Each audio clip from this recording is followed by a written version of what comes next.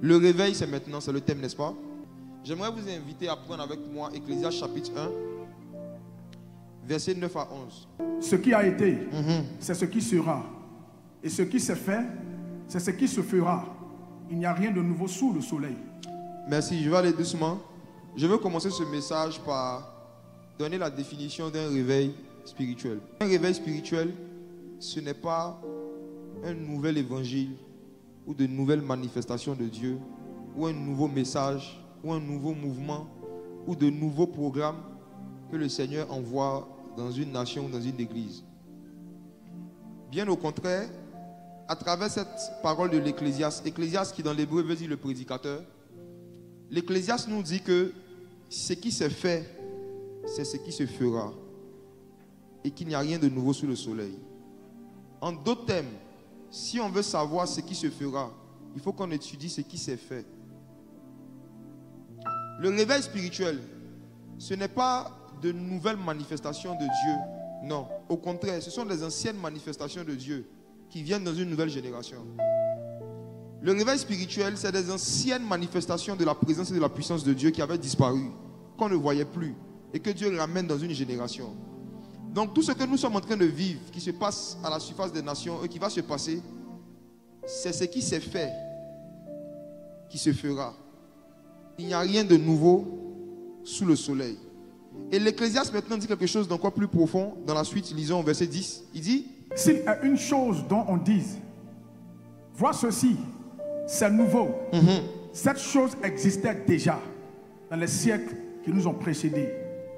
Vous savez, lorsque une église dans un pays n'a pas vu pendant plusieurs décennies certains types de miracles ou certains types de manifestations du Saint-Esprit, quand les gens commencent à regarder des vidéos, ils disent ceci est nouveau. Cette phrase de l'Ecclésiaste est d'actualité. Les gens ont l'habitude d'appeler nouveau certaines choses qu'ils n'ont jamais vues. Ceci est nouveau, ceci est nouveau. Et l'Ecclésiaste ici nous apporte une sagesse. Il dit en fait, si on te dit que quelque chose est nouveau, c'est que cette chose a existé dans les siècles qui nous ont précédés. C'est dans notre siècle qu'il n'y avait plus cela. Sinon, dans les siècles passés, les gens étaient habitués à cela. J'aimerais vous dire ceci. Il y a un mouvement de l'Esprit de Dieu qui a commencé en Côte d'Ivoire et qui va s'intensifier. La particularité, ça sera la conversion des homosexuels. Attendez. La conversion de plusieurs personnes qui sont puissantes financièrement. Et ça sera beaucoup de prodiges et de miracles qu'on n'avait pas eu l'habitude de voir.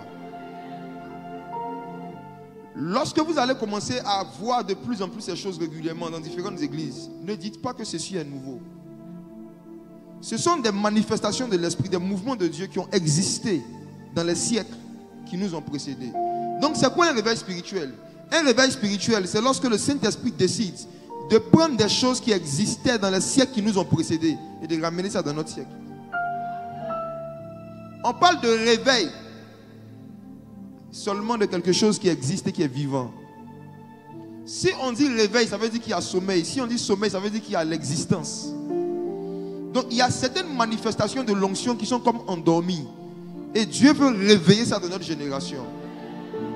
Il y a des manifestations de l'esprit de prophétie.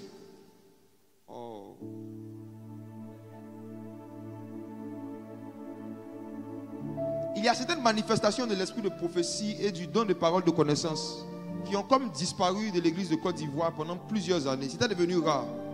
Et depuis un moment, on voit que le Seigneur est en train de passer par des personnes pour ramener ces choses. Et quelqu'un va dire ceci est nouveau. Non, ceci a existé dans les siècles qui nous ont précédés. Les hommes qui en général conduisent des réveils sont les hommes qui ont eu accès à l'onction qui était dans les siècles qui nous ont précédés.